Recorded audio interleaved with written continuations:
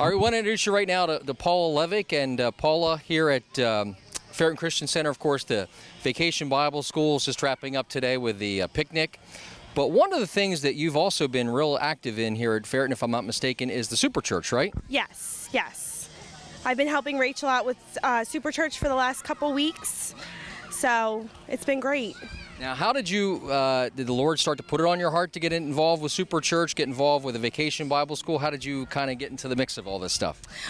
I love working with kids, and I felt like I needed a ministry in the church, and definitely found like that was my niche, my place to be. And I've really enjoyed the relationships I've made, getting to know some of the kids, and letting my personality come out. And it's been a great way to find a place in this church since I've only come here for the last couple of years. Now, when you started to get involved with the kids in the Super Church and the Bible School, have you noticed any differences in kids that maybe you've seen a couple days in a row or a couple of weeks in a row? Have you noticed anything about them that's kind of stood out?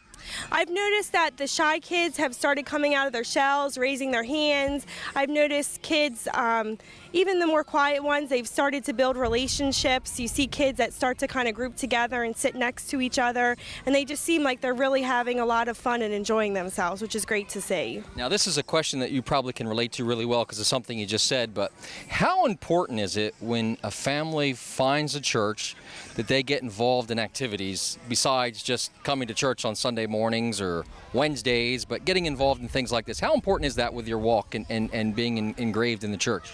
So important. It just to be encouraged by other people. I know I have a 1-year-old, and just getting to know the people in the nursery, the other parents, has been really encouraging because you're at the same place in your life, so you can build relationships that way, and then the questions get deeper about the Lord, and you can talk about struggles you've had, and you can relate to them on a certain level that you might not relate to with other people, so it's great.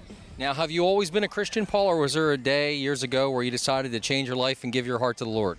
I've always grown up in a Christian home. I got saved when I was about 5, and then I really dedicated my heart to the Lord when I was about 13 at a Christian summer camp.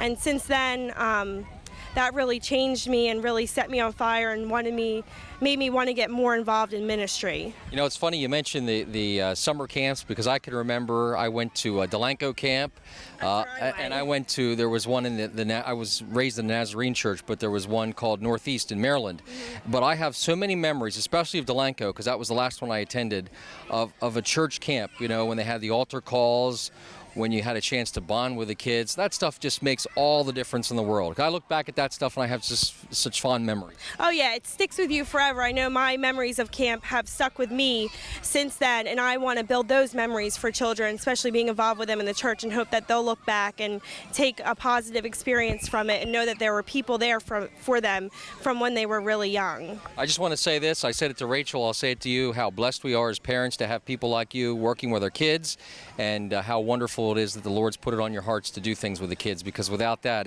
we just wouldn't be able to minister to them. Thanks so much. Thank you.